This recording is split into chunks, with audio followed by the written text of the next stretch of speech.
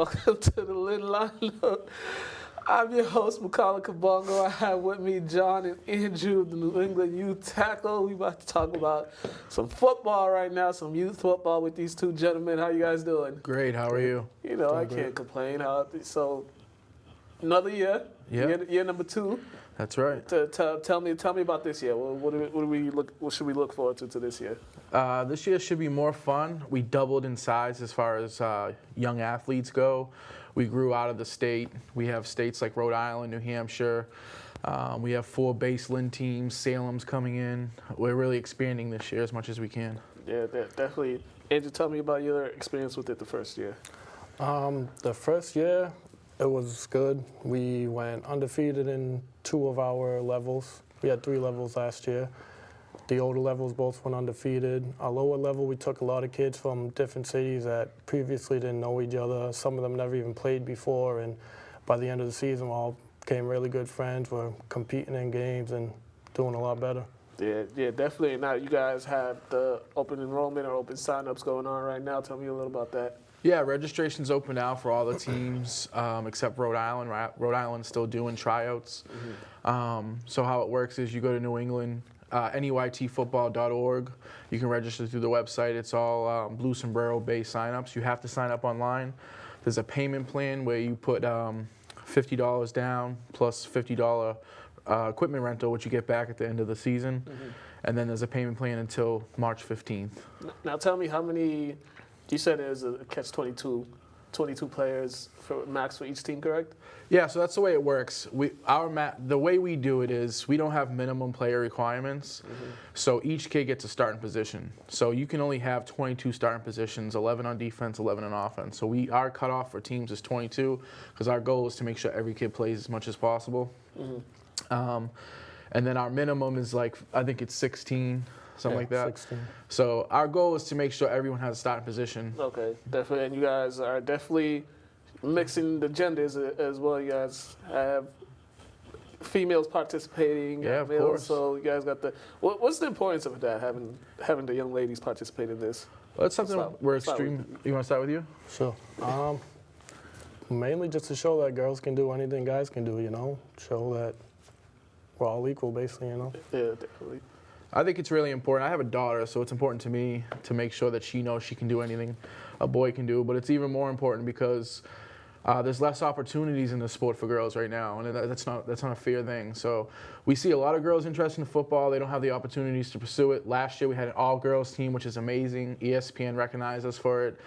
This year we plan on doing the same, and we actually plan on expanding that and maybe possibly having more than one team so we can have like a girls league in the future. We're working with Girls Inc. right now and a few other organizations to help grow in that department.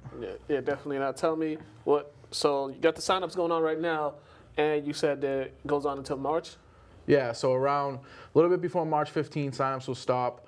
Our hope is that we're all signed up and packed even before that, and that's happening. Signups are happening real quick. So if you do have a child that wants to play, I advise you to sign up immediately, just because things are filling up so quick. Now, can they do on-site registration for it? Or yeah, you can sign up right from your smartphone. Okay. You, like I said, you go to NEYTfootball.org. You follow the sign up or the register passage, and you go through that, and it's a real simple thing to do. All right, now tell me about the trophy that we got right here, this big shiny trophy. Well, this is one trophy of 2 big trophies that we got last year. Like Andrew said, the Silverbacks went undefeated in 2 out of 3 levels. The Outlaws took the other one, I believe.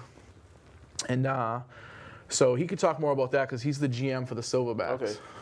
Let's hear about the Silverbacks, the mighty Silverbacks. Yeah, Silverbacks, yeah, we went undefeated. We had a really great coaching staff last year. This year we got another great staff, some state champions, P.D. Dow, 3-time state champion, Duke Wilson, very great, well-known coach around East Lynn. Yeah, great coaching staff. We focus a lot on, teaching the kids, obviously, football, but we want them all to have a great time.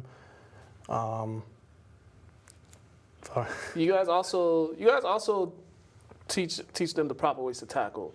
That was one of the big things with the safety, some of the safety concerns with it.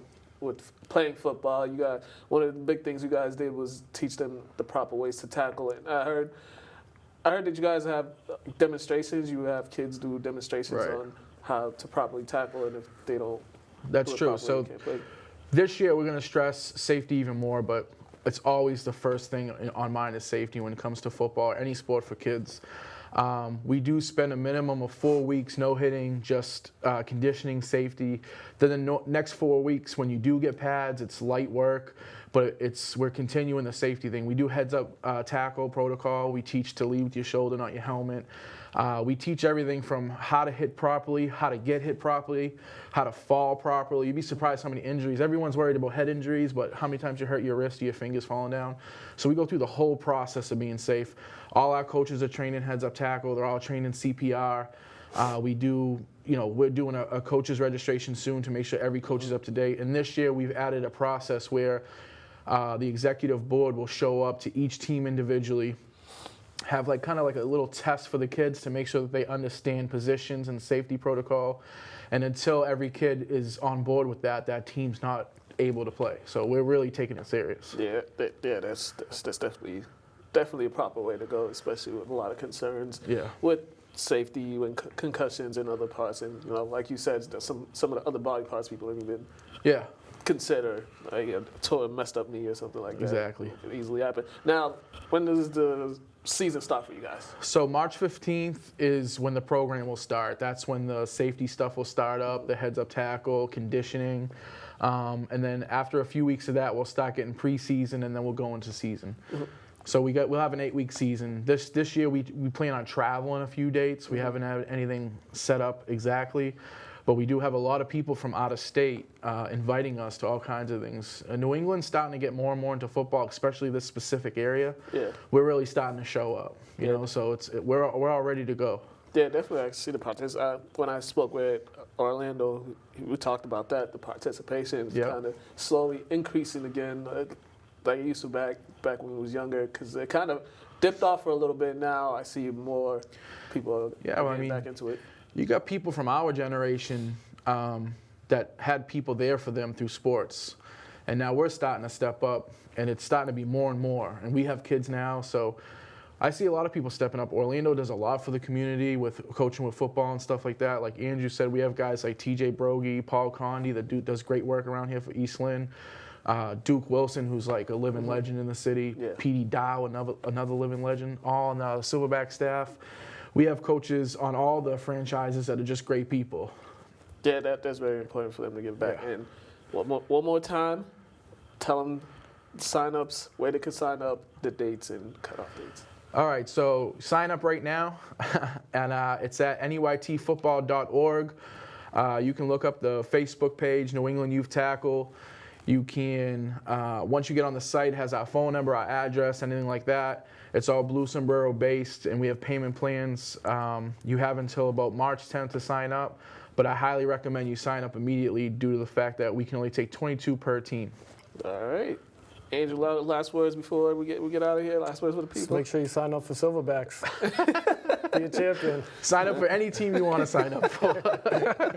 And as he said, make sure you guys go and sign up. Go to New England Youth Tackle, their website. Make sure you go sign up. And we're looking forward to another great season of youth football. The championship games last year was pretty exciting. Yeah, it was. Over there at Manning Field. So more of the same this year, ladies and gentlemen. We want to thank these guys, John and Andrew, for coming in, bringing the trophy. They brought the trophy, so we're going to see more trophies here. All right, you guys have a great day. Thank you. Thank you. All right.